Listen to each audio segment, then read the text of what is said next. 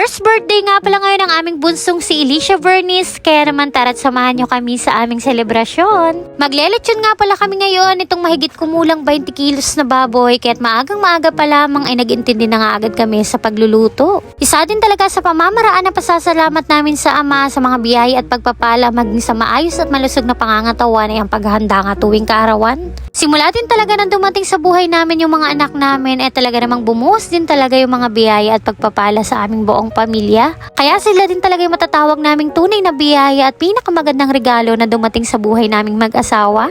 At masaya din lamang talaga kami ngayon na kahit papano nga na ipapaghanda na namin sila sa mga ganitong pagkakataon. At eto nga sa labis din na kagalakan nga nitong aking asawa ay siya daw nga ngayon ang magatimpla nitong lechoning baboy.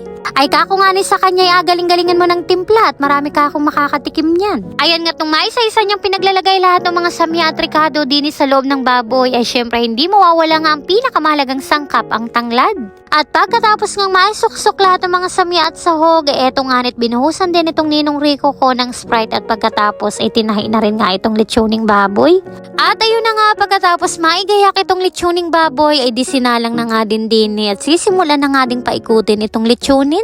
At eto naman nga ni nakatuka din sa pag-iikot ng lechon ay etong Ninong Sani ko, kapatid din nga nung nanay ko. At habang nakasalang naman din yung lechoning baboy, rin namang iba't ibang klase ng putahing ulam ang lulutuin nga nitong Ninong Rico ko. Kapag rin nga meron kaming papunsyonan ay eto nga mga kapatid nung nanay ko ang palaging katulong namin sa pagluluto. Kanya-kanyang luto na rin nga kami diyan ng mga iba't ibang handa at nang mas mabilis din nga ning makatapos at makayari. Sobrang nagpasalamat din nga ni kami sa pamilya namin, sa mga kamag-anak namin na palagi nga ni kaming tinutulungan sa mga ganitong bagay. At ayan nga't inumpisa na nga din itong Ninong Rico ko yung pagluluto nga nitong minudong baboy.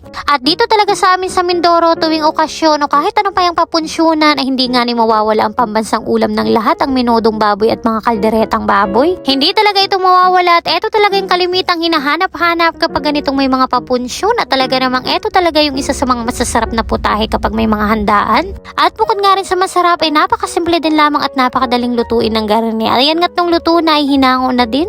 At dahil sa bayan nga ako gaganapin yung birthday ni Alicia Bernice, eto nga nit pinaglalagay na sa plastic etong mga lutong ulam at nang pagdating doon at paghinagin ay medyo mainit-init pa din.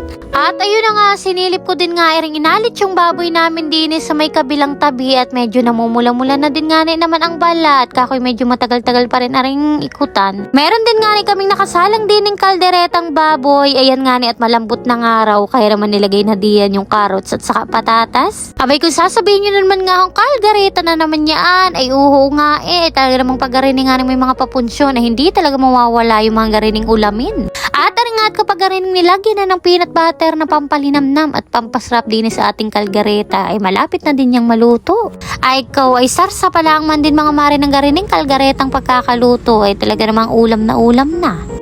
At sumunod naman nilang putaheng inaluto ay daw yung inatawag na pininyahang manok. Hindi ko na nga gaanong nabidyohan lahat ng proseso sa pagluluto ng garini at ayan nga't minikos-mikos laang daw nila ng kaunti, ayan at luto na agad ang ating pininyahang manok. Inapagbabalot na rin nga lahat yung mga ulam na putaheng naluto na at nang mainit pa rin nga pagdating dun sa pagdausan ng birthday ni Alicia. Pagkaluto nga ng mga ilang ulam ay humingi nga muna ako at ako'y makakain muna at apakainin ko rin nga yung mga ilang bisita ko na dumating na. Naandinin na nga sila, kako'y sabay-sabay muna kitang mananghalian bago nyo ako ayusan at kako'y matagal-tagal ang ating laban. At eto na rin nga yung mga iba pang pagkain na niluto namin ngayon. Luto na rin nga itong pansit. Syempre hindi yan mawawala pang pahaba ng buhay at saka nga itong ating chop suey. Ay ikaw ay sa asbok pa nga lamang na rin chop suey talaga namang napakabango at anong sarap kako na rin. At ayun na nga't makalipas ang mahigit kumulang na 5 orasin ay paluto na rin nga itong ating lechong baboy. Tunay ka nga namang hindi biro ang maglechon ay talaga namang darang ka na nga ni sa tingkad ng sikat ng araw ay darang na darang pa nga ni ang mukha mo sa apoy. Salamat na nga lang kako sa aming mga magpipihol na ring lechoning baboy at talaga namang napakaganda ng pagkakaluto at talagang mamula-mula at mukha pa nga lamang ay napakalutong na. Talagang lubos ang pasasalamat ko din sa aking Ninong Sani, pati na rin nga din sa jowa ng aking kapatid na si Jonathan Monton. Ay kako nga din sa boyfriend ng aking kapatid ay dahil malaking ambag mo din sa paglilechon ay nakuha mo ang oo ko ay kako'y baling ipatawag na rin si Utoy. And And fast forward, pasado alas 12 na nga rin ng tanghali ay dumiretso na rin nga kami dito sa pagdadausan ng birthday ni Alicia Bernice dito nga sa Hotel de Anselmo.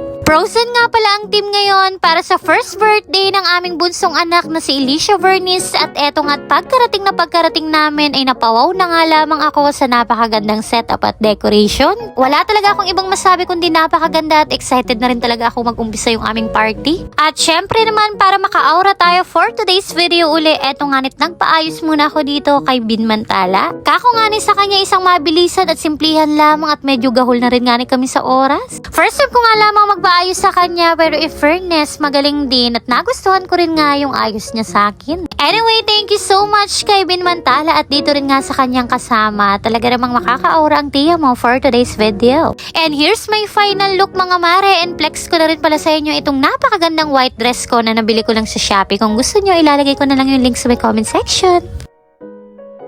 At eto na nga't pasado 1:30 na ng hapon ay nag-umpisa na rin nga kami ng aming program. At bukod nga sa first birthday ngayon ni Alicia Bernice ay ngayon din nga namin siya iaalay. Pinagsabay na rin nga namin ngayon at kakoy ng isang selebrasyon na rin lamang at nang medyo makatipid-tipid tayo ng kaunti. Eto nga't nag-umpisa yung program namin sa pamagitan ng pag-awit ng masisiglang awitin at papuri sa Diyos. At habang umaawit nga kami diyan ay ere namang anak kong si Ate Cuning ay excited na nga kaagad pagbubuksan yung mga regalo na para sa kanyang bunsong kapatid. Ay kako man din sa batang ari, hindi naman iriining para sa iyo at para din iri sa iyong kapatid ay mamaya may anak ako at nag-uumpisa pa lamang kita. Maigi na rin lang man din at kahit papaano rin dalawang ari medyo tumimo naman ng kaunti. At pagkatapos naman masisiglang awitan ay sinundan naman ng mensahe mula sa Diyos sa pamamagitan nga nito ni Pastor Reggie Boy. At para nga rin hindi magmuryot itong birthday girl, ayan nga nit pinadede ko muna at nang medyo tumahimik naman. At dito naman nga sa parting ito ay inalay na si Alicia Bernice at tinalaga na siya sa isang buhay na ganap na kasiyasiya bilang isang ganap na Kristiyano. At salamat nga sa Panginoon na kahit maliliit pa nga lamang sila ay namumulat na sila sa mga ganitong gawain sa kanya. At sobrang sarap din lang talaga sa puso na habang lumalaki sila ay kinakalakihan nga nila yung mga ganitong gawain. At patuloy din nga naming panalangin sa Panginoon nawa nga ay mapalaki namin silang merong banal at maayos na pagkatakot sa kanya. At maraming salamat na rin nga po dito sa aking mga kumare at kumpare dito sa mga ninang at ninong ni Alicia Bernice na hindi nga kami tinanggihan para kunin sila maging kabahagi bilang pangalawang magulang ni Alicia. Sabi nga ang mga tuntunin daw ng mga ninang at ninong ay kaagapay katuwang namin sa pagpapalaki at pagtuturo nga ng mabubuting asal. At ika nga ng iba hindi palaging tungkol sa pera, regalo o kahit ano pang bagay kundi sa totoong pagmamahal. At sabi din nga diyan ni Pastor Reggie ay kung napansin nyo kaming mga magulang ay nagkakamali ay pwede nyo kaming punahin at itama. At ayun na nga pagkatapos mapahawakan sa lahat ng ninong at ninang si Alicia Bernice ay sama-sama naman namin siyang ipinanalangin. At pagkatapos naman noon, eto't sama-sama din namin siyang kinantahan ng happy birthday. Nakakatuwa din lang talaga na kahit kukunti din lang naman kami dito, talaga namang sobrang nag-enjoy kaming lahat. Kaso ka nga lamang ay rin nga ho ang inasabi na ayaw pumayag ng atihin na si Alicia Bernice lamang ang may birthday at gusto siya din. Ay di ayun nganit nga ulang atihin, ay di kinantahan na rin namin at pagbigyan ng hilig nang walang ligalig ka ako ngayon. Ay di ayun na nga nit pagkatapos naman namin silang makantahan ng happy birthday ay di pinagsabay na rin nga namin ang pag-blow ng candle dito sa cake at hindi nga ni papayag ang atihin na hindi rin siya bida. At eto na nga ang pinakahihintay ng lahat at nagpakain na rin nga kami. Dito pa nga lamang sa sweet corner ng dance creation ay talaga namang mabubusog na kaagad yung mga mata mo. Anyway, thank you so much pala kay Ma'am Hayden Romero dito nga sa kanyang sweet and desserts corner na talaga namang ubos agad at patok na patok sa panlasa ng mga tao. At eto na rin nga pala yung mga niluto naming pagkain ngayon, yung minudo, pininyahang manok at saka itong kalderetang baboy. At meron din tayong pampahaba ng buhay, ang pansit, merong chop suey, etong fried chicken at ang masarap na lumpia na gawa ng biyanan ko. At meron din nga pala ako ditong ibang in-order na pagkain katulad nitong sweet and sour chicken, itong chicken meatballs, fish fillet at saka itong chicken cordon. At ayun na nga mga mawe, kain po tayo. Thank you Lord sa lahat ng blessings.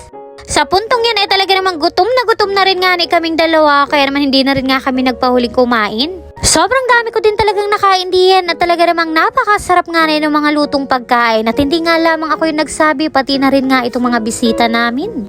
At pagkatapos naman namin kumain diyan para sa second part ng aming program, eto nga na at nag-change outfit kaming lahat para Team Frozen nga raw. At nagumpisa nga ang program mula sa mga pakulo ng aming napaka-jolly host na si Irish sa mga pasayaw nga dito sa mga ninang at ninong na talaga namang kagagaling kumending. At pagkatapos naman ng mga ilang pakulo, eto nga net nagbigayan naman ng mga regalo ang mga ninang at ninong para dito sa kanilang inaanak na si Alicia Vernice. Anyway, sobrang na-appreciate talaga naming mag-asawa yung inyong pagpunta pa lamang dito at lalong higit nga itong mga regalong inihanda nyo para kay Ellie. Isang kagalakan talaga para sa amin at nakakataba ng puso yung pagpapaunlak nyo na maging kasama nga namin kayo sa mga nitong pagdiriwang namin. At kahit pa nga sa simpleng selebrasyon na ganito ay talaga namang nag-uumapaw yung aming puso sa galak sa mga bagay na ibinigay nyo nga para sa aming mga anak. Ay kako nga na napakabongga naman ito at talaga namang napakaganda at paniguradong tuwang-tuwa nga na yung mga batuta, lalo pa nga itong si Ate Cuning na akala mo nga rin sa kanya ibinigay. At rin nga ako ang inasabi dahil walang kamuang-muang naman yung kapatid na bunso ay rin nga ring atihin talaga ang nangungunang-una din sa pagbubukas na rin mga laruan.